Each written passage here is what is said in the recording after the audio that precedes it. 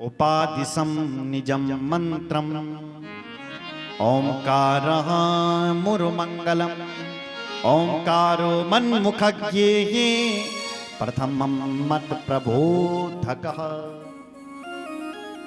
इसलिए ओंकार भगवान शिव जी के मुख से निकला है। इसलिए हमारे यहाँ जो बड़े बड़े संत ऋषि मुनि होते हैं वो एक ही मंत्र का उच्चारण करते हैं और उस मंत्र का नाम है ओम।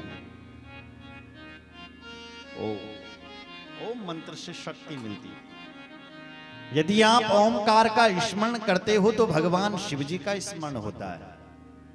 शिव जी स्वयं कह रहे हैं जो ओमकार का स्मरण करेगा वो मेरा स्मरण करेगा। वाचको यम मयम वच्यो मंत्रो यम ही मदात्मकः तदानुस्मरणं नित्यं ममानुस्मरणं भवेत्। तदानुस्मरणं नित्यं और ममानुस्मरणं भवेत्। यदि तुम ओमकार का उच्चारण करोगे तो ममानुस्मरणं भवेत्। शिव जी कह रहे हैं कि मेरा स्मरण होगा। ब्राह्मण के लिए गायत्री के लिए कहा गया है कि ब्राह्मण को गायत्री जप करना चाहिए। कितना करना चाहिए? बोले 12 लाख गायत्री मंत्र जप होना चाहिए, तब वो ब्राह्मण कहलाएगा। जो ब्राह्मण गायत्री जप नहीं करता उसको जो दान पुण्य लेता है उसको पचा नहीं पाता है। इसलिए 12 लाख गायत्री ना हो सके तो 1 लाख गायत्री जिक्र अवश्य होनी चाहिए। बोलो जय श्री राम। ब्राह्मणो मुक्ति कामस्य ब्रह्म ज्ञानम सदा यशे। ब्रह्म ज्ञान लेता रहे, सुनाता रहे, यही ब्राह्मण का धर्म है। बोलो जय श्री राम। धन जितना भी कमाए भोग से कमाए, धर्म से कमाए। अधर्म से जो धन कमाया हुआ होगा उससे संसार से वैराग्य नहीं होगा। जो धर्म से पैसा कमाया हुआ है उससे वैराग्य होता है। इसलिए विपरीतार्थ भोगेन राग एव प्रजायते। जो विपरीत है उससे राग उत्पन्न होगा। हमारे शिव पुराण में 2 प्रकार के धर्म है मेरी मां बताए गए। एक है द्रव्य धर्म और दूसरा है शरीर से धर्म। अगर पैसा है तुम्हारे पास, धन है, तो उसका कुछ ऐसा उपयोग करो कि हम जब नहीं रहे हमारे बाद भी हमारा नाम आता रहे। बोलो जय श्री राम। पर यदि पैसा कम है, केवल खर्चे ही पूरे नहीं हो रहे हैं, तो आप शरीर से धर्म करो। शरीर से भी धर्म हो जाएगा। शरीर से क्या करो? बोले शरीर से तीर्थ यात्रा करो, स्नान करो, तपस्या करो, परिक्रमा करो, तो ये शरीर से धर्म हो जाएगा। कलयुग में द्रव्य धर्म ही महान है। कर्तार्दो ही तपास्लाग्नम द्रव्या धर्म कलो युगे। कलयुग में हर प्राणी चाहता है कि मैं धन कमाऊं। ऐसे कलयुग के लोगों को चाहिए कि धन को ही दान करें और उसी से ही धर्म कमाएं। बोलो जय श्री राम। ऐसा धन कमाना कौन नहीं चाहता है? हर प्राणी चाहता है कलयुग में कि हम भी धन कमाएं, तो धन से ही धर्म होना चाहिए। इसलिए बाबा तुलसी ने भी कहना पड़ा, प्रगटे 4 पद धर्म की कलिमो एक प्रधान जेन केन विधि दीन है दान करई कल्याण। जेन केन विधि दीने। कलयुग में धर्म के 4 पैर हैं, सत्य, दया, तप और दान। सत्य भी नहीं रहा, तप भी नहीं रहा, दया भी कम हो गई, इसलिए दान ही महान है। इसलिए दान करें। बोलो शंकर भगवान की जय। त्रेता युग में ध्यान महान था, नहीं सतयुग में ध्यान महान था। त्रेता युग में तपस्या महान थी द्वापर में यज्ञ महान था और कलयुग में दान महान है। सतयुग में लोग ध्यान करते थे। कैसे ध्यान? बोले हड्डियों पर जीवित रहते थे।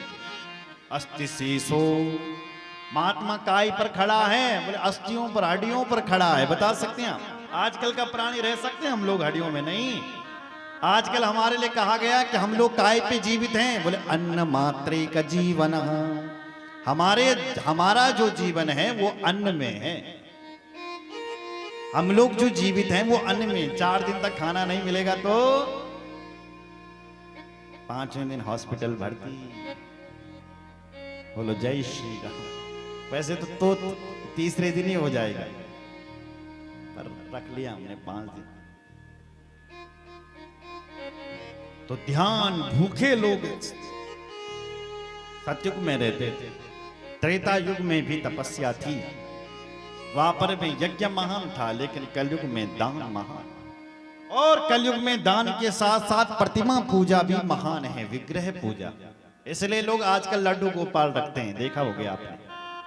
अपने अपने ठाकुर जी की सेवा करो, क्योंकि प्रतिमा पूजा भी महान है कलयुग में।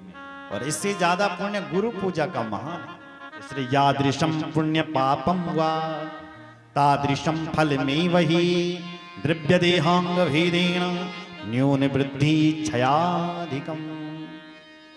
व्यक्ति को चाहिए कि प्रतिमाओं की पूजा करते रहे, अधर्म की तरफ कम जाए। अधर्म दुख रूप है और धर्म ही सुख रूप है। सुख आ रहा है तो यह अनुभव करो कि मैंने कोई पुण्य किया होगा। पुण्यम।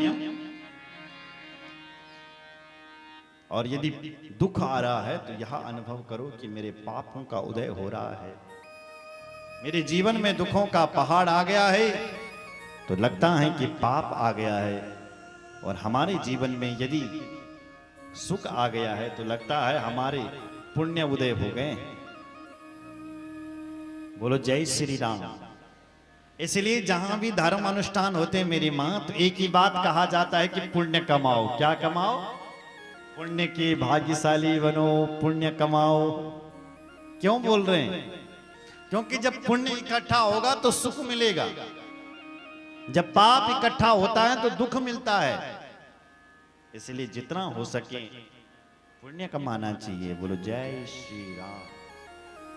दुराचार दुख रूप है।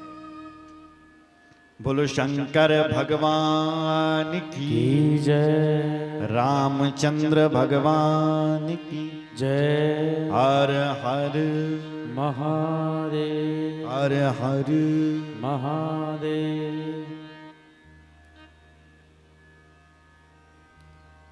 अग्नि पूजा परा नित्यम, गुरु पूजा रतांस्तथा, ब्राह्मणानां तृप्तिकरा सर्वे स्वर्गस्य भागिनः। देखो ये श्लोक कितना प्यारा है। अग्नि पूजा परा नित्यम। हो सके तो हवन करो। हवन नहीं कर सकते हो तो भगवान की पूजा भी नित्य करनी चाहिए। हो सके तो गुरु मंत्र लो। नहीं ले सकते हो तो शिवजी दुनिया का महान गुरु है। शिवजी से बढ़कर के दुनिया का कोई गुरु नहीं है। सदगुरु है भगवान शिव, इसलिए शिवजी को ही अपना गुरु मान लो। उसके बाद ब्राह्मणानाम तृप्ति करा, ब्राह्मणों को भोजन कराओ।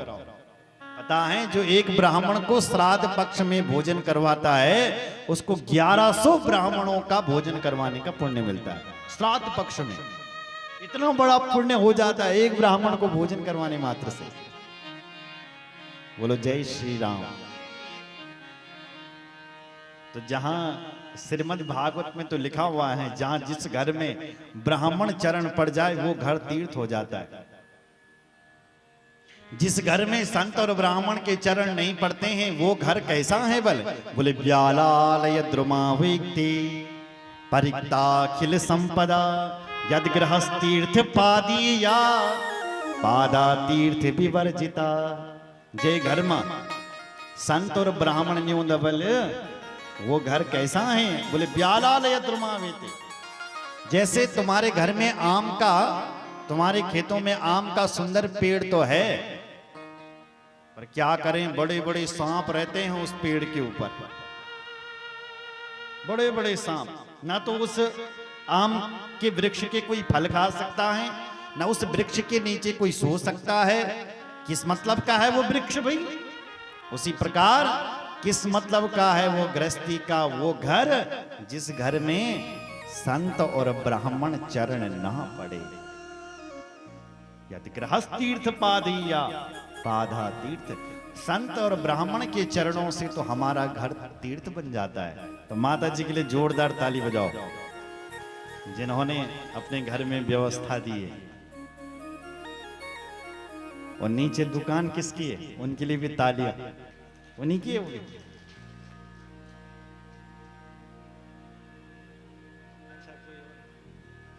तो उनके लिए भी जोरदार तालियां। बोलो शंकर भगवान की जय। अरे यज्ञ में हम बरणी में बंधे हैं, साधारण ब्राह्मण। जब यज्ञ से दूर हो गए तब तो साधारण है, लेकिन जब तक ब्राह्मण यज्ञ में बैठा हुआ है तो साधारण ब्राह्मण भी व्यास के समान है। उस समय वो व्यास जी विष्णु के समान होते हैं। बोलो जय श्री राम। यज्ञ करवाते हुए साधारण ब्राह्मण भी महान हो जाते हैं। बोलो जय श्री राम, जोर से बोलो। बोलो शंकर भगवान की जय। रामचंद्र भगवान की जय। राम का नाम आना चाहिए। भाई को भाई अनक आलसहु, भाई को भाई अलग आलसहु, राम जपत मंगल नित दसहु, नाम जपत मंगल दिस दसहु, नाम जपत मंगल नित दसहु, नाम जपत मंगल दश दिशहु, भाई को भाई अनख आलसहु, भाई कुमाई अनख आलसहु, नाम जपत मंगल नित दसहु, नाम जपत मंगल दिश दसहु, नाम जपत मंगल नित दसहु, नाम जपत मंगल दिश दसहु, कहाँ कहाँ लगी नाम बड़ाई, कहाँ कहाँ लगी नाम, नाम बढ़ाए, कहाँ कहाँ लगी नाम बड़ाई, कहाँ कुलाई नाम बढ़ाए, राम न सकहि राम गुण गाई, राम न सकई राम गुण गाए, राम न सकहि राम गुण गाई, राम न सकई राम गुण गाए, नाम गुण गाई, हाँ नाम गुण गाई। इसलिए भगवान का नाम लेते रहना चाहिए। भाई को भाई अनख आलसो, भय से जपो चाहे अभय से जपो, आलस्य से जपो चाहे तंदुरुस्ती से जपो, पर नाम जपो। नाम जपने से क्या होगा? बोले कल्याण होगा। कैसे कल्याण होगा? बोले जैसे आपको पता हो चाहे ना हो, धोखे से गलती से तुमने बिजली का तार पकड़ लिया तो क्या हो जाएगा? जबरदस्त करंट लगेगा। तुम्हें पता हो चाहे ना हो, गलती से तुमने यदि जहर की बोतल पी ली तो क्या होगा? मरना पड़ेगा ही पड़ेगा।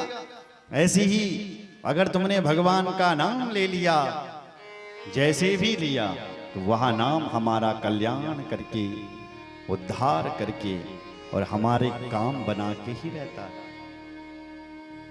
बोलो जय श्री राम, जोर से बोलो।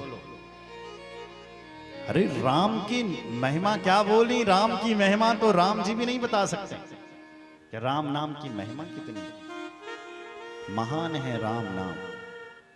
बोले रामचंद्र भगवान की जय हर हर महादेव।